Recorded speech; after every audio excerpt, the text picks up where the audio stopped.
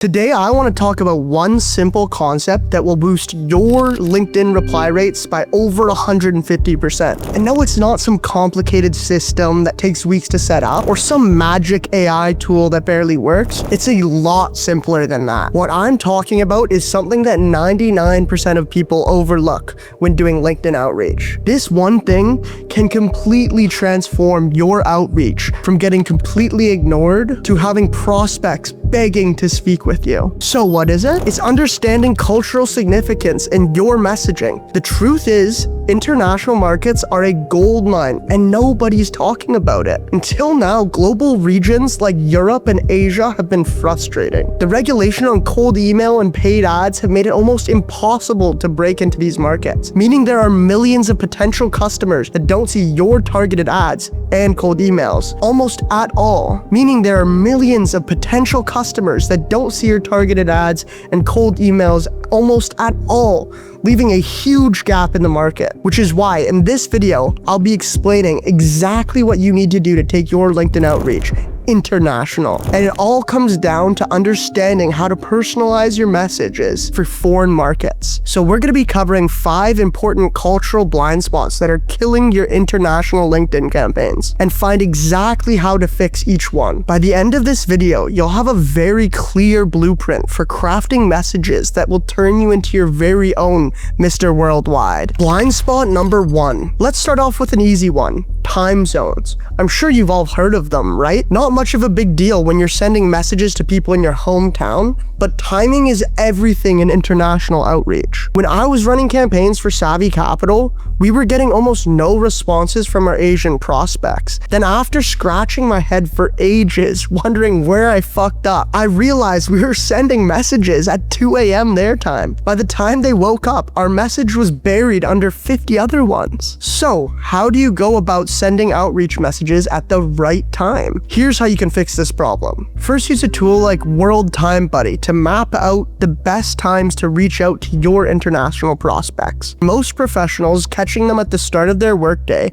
between 8 to 10 a.m. their time zone dramatically increases your chances of a response. Second, schedule your messages. Instead of sending them immediately, with Retrium you can set up campaigns to deliver messages at the perfect time in each prospect's local time zone. One client saw their response rate jump by 43% by sending messages when their prospects were working. This matters because being the first message someone sees in the morning gives you a massive advantage. Your prospect is fresh, focused, and more likely to engage. This can absolutely be crucial, guys. And believe me, it can make or break your outreach efforts. But time zones aren't the only thing you should be worried about, especially with international clients. That brings me to my next point and most important blind spot: missing cultural calendar awareness. Think about it. Would you expect great response rates if you sent out cold outreach on Christmas Eve? Now imagine every prospect you're talking to has their own culture or religious obligations. Being culturally aware of these holidays is the biggest difference between outreach that sucks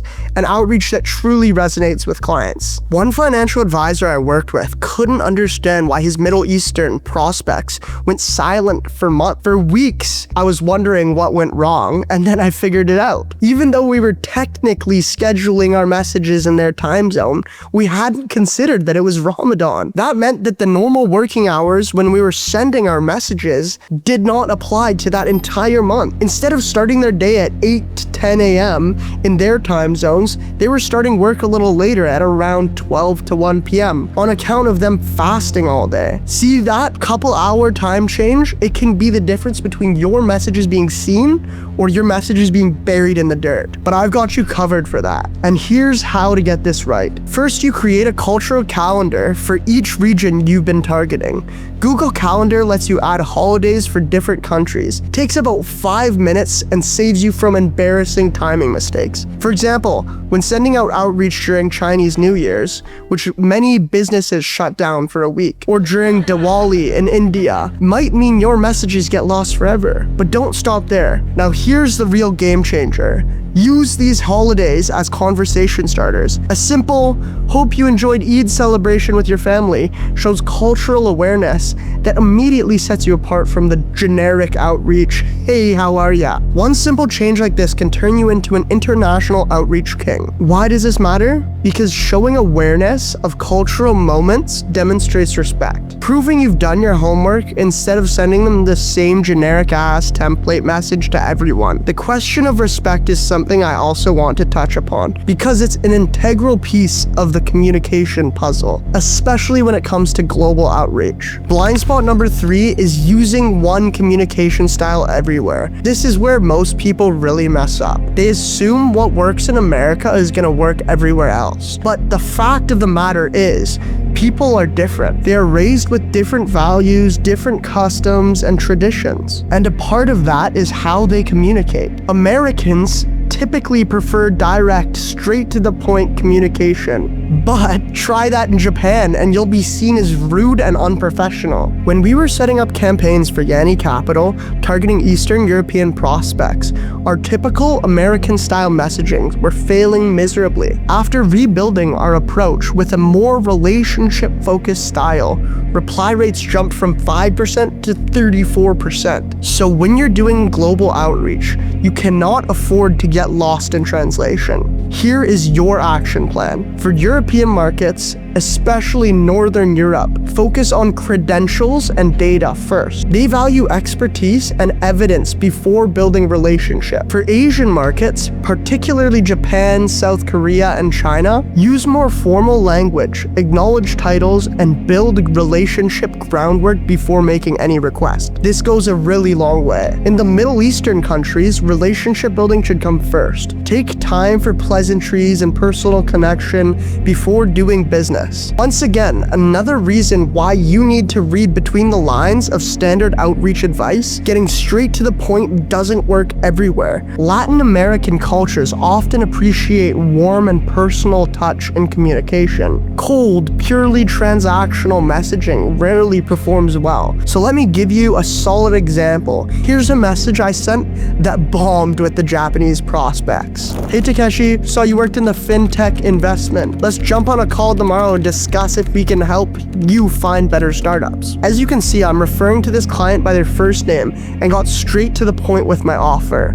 Big mistake, especially in Japan. Here's how you can make this message even better. "Greetings, Takeshi-san. I noticed your impressive work leading investment initiatives at company. Your recent focus on financial technology innovations caught my attention. If your schedule permits, I would be honored to learn more about your priorities for this quarter." The difference? Respect, formality, and patience. Japanese culture is built upon respect, especially amongst their elders. If you're referring to a big shot Japanese CEO by their first name, then you might as well have brought dishonor to your entire family. This is just scratching the surface of different cultural nuances with each and every country. And if you want your outreach to click, you've got to do a lot of research. That's the next big blind spot that people are missing out on, neglecting local references and insights. Generic messages scream mass outreach in any language, but adding local relevant details can transform your results. When you start mentioning relevant events, stats, insights, and local market,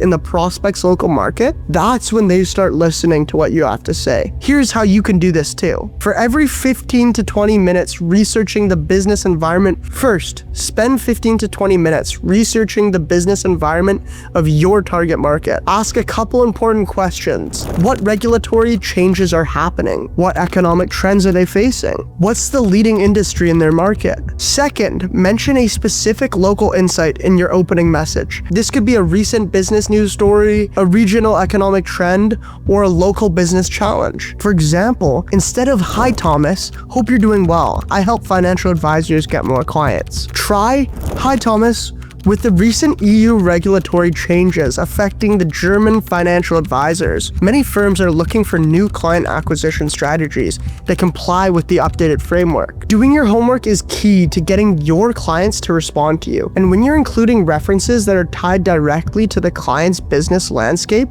that signals to them that you know what the fuck you're talking about. When it comes to cultural differences, most people won't make that extra effort to understand them. They see them as obstacles to their outreach, but the smartest business owners know damn well that this is a golden untapped opportunity. Which brings us to our final blind spot: failing to leverage cultural differences as opportunities. When I was helping financial service firms expand internationally, we discovered something super surprising. Highlighting your outside perspective can be an advantage if framed correctly. For example, when targeting UK financial firms, American companies often hide their Americanness. And honestly, with how bad things are in the US right now, I don't blame them. But we found that highlighting specific US innovations that hadn't yet reached the UK market created curiosity and opened doors to new opportunities. Here's how you can do this effectively. First, identify what is unique about your home market that might interest your international prospect. What methods, technologies, or approaches do you use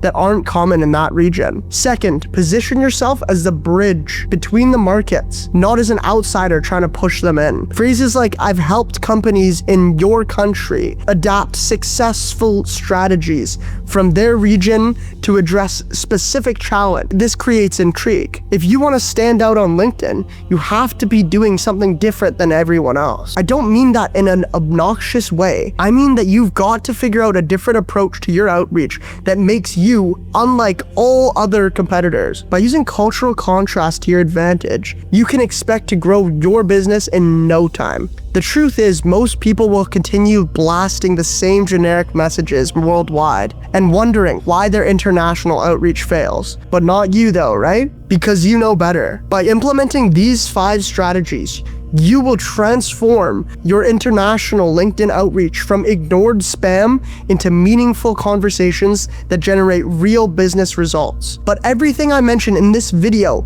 won't mean jack if you aren't getting the core principles of your messaging right. And I made a video covering exactly that. Click the video in the description if you want to learn how you can craft the perfect cold DM that gets replies. Thank you guys for watching, and if you found this video valuable, make sure to leave a like, comment, subscribe, and adios boys. We'll see you guys in the next one.